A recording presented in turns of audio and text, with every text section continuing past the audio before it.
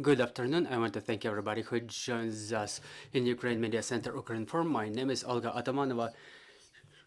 It's day 358 of the full-scale invasion of the Russian occupiers in our homeland. Yesterday, the occupiers unfortunately exercised another missile strike on the infrastructure of our country, and we will be talking about the situation in Lviv region. Joining us online is Maksym, military governor of Lviv region.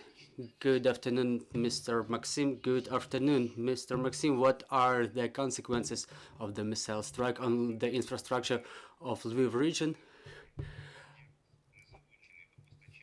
Well, there was a strike on the infrastructure facility, critical infrastructure facility in Lviv region, in Drogobych district. The object is the facility is not connected to the power grid. There was a subsequent fire, which was put out shortly. People were in the shelters, so there were no casualties. A couple of residential buildings were damaged, which were close to the epicenter of the strike, so we will help the community in reconstruction. We'll talking about the situation from the beginning of the full-scale invasion. Can you give us a figure about the number of destroyed facilities and buildings in the region?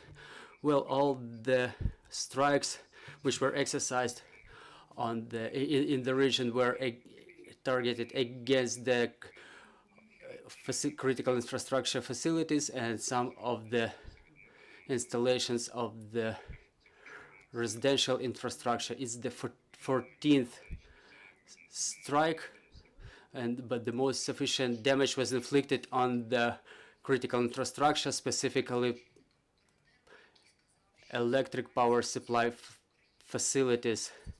Well, we were talking to the head of Ukrenergo today, and it was said that the situation was stabilized in the power grid. Well, talking about the Lviv region specifically, do you feel that the access to the electric power supply was improved within the last couple of days?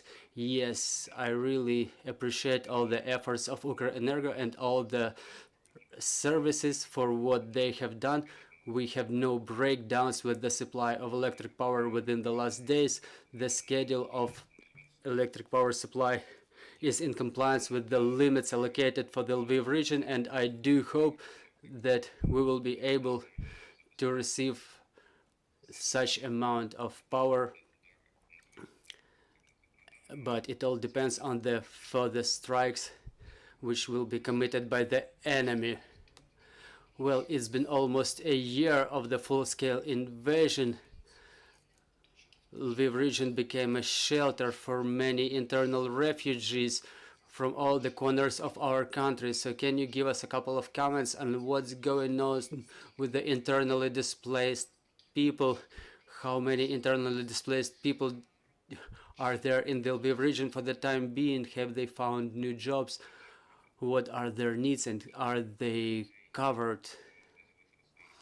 Well, the peak time for the people who were forced to leave their homes and to leave for Lviv region, it was back in May and June last year, and it's more than 600,000 people. The official figure is 250,000 internally displaced persons who were registered, but according to the data by the mobile carriers, we can draw the figure of 350,000. Well, unfortunately, there is not enough free space for billeting for all those persons. But under the municipal program, we repaired a number of residential buildings, the dormitories of the higher educational institutions, but we will try to create all the comfortable conditions for billeting of our internally displaced citizens. More than 40 different foundations, charity foundations from different countries, are engaged in repairs in current repairs and capital repairs of the venues which can be used for billeting of the internally displaced citizens. Yesterday we opened another residential building which can allocate about 100 persons, and we appreciate the help of a charity foundation from Malta, from the island of Malta, who contributed to the repair and funding of the repairs. Well, internally displaced citizens is not only minus, it's not only a burden, but it's also a plus because many businesses moved to the Lviv region. I think that many of our citizens moved their small businesses and reopened them in the Lviv region. Can you evaluate any effect in terms of contribution to the local budgets? Is there any positive influence in this regard? Thank you very much for this question. It would be our pleasure to retain those citizens in Lviv region who will wish to stay here. So we reopened more than 250 small businesses lately, and they really contribute to the local budgets. As to the private individuals, within the last year, more than 15,000 private individuals were registered in Lviv region within the last year. Thank you for this information. We have questions on the floor. Good afternoon, Irina Mamchur, Ukrinform.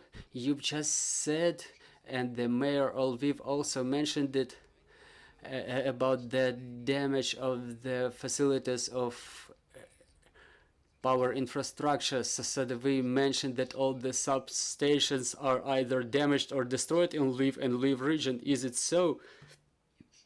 And if it is, then how is the region supplied with electric power for the moment? And another question is about the internally displaced citizens, but let me ask it later. Well, talking about the substations in the Lviv region, we have a huge number of substations. So there are substations which submit to regional supplier, and there are those submitting to the Ukrenergo. And there are also substations which belong to Ukrzaliznytsia, for example.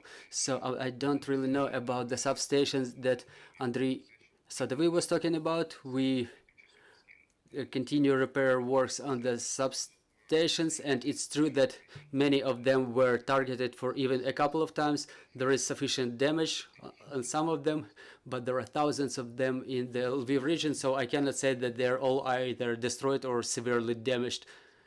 As to the internally displaced individuals, I'm curious about their bulletin. You mentioned this new bulletin recently opened, and I've heard about the module towns opened for the internally displaced. Do you have any such information? Maybe some of the big regional centers will have such module towns built there and open there. I do appreciate all the support of the territorial communities which take part in the reconstruction of the facilities for the internally displaced persons. And there was a module town opened near in Lviv during summer and spring, but the people can also live there in winter. And in some territorial communities we help and co-fund the projects where it is necessary. Within the last year, we created 25 installations, and about 30 such model towns were created in the region. There will be new regional program implemented this year together with the international organizations for construction or reconstruction of such facilities for billeting of internally displaced citizens. Mr. Maksym, thank you very much for joining our broadcast. Thank you for finding time, dear colleagues. I'm reminding you, joining us was the military governor of Lviv region, Maksym Kozytskyy. Our next briefing is at 17:15. Joining us will be Irina Vereshchuk, Vice Prime Minister, the Minister for Reintegration of Temporarily Occupied Territories of Ukraine, and there will be a presentation of the project of the new state policy strategy on internal displacement until year 2025. So bear with us, trust in our armed forces, and work for our victory. Glory to Ukraine.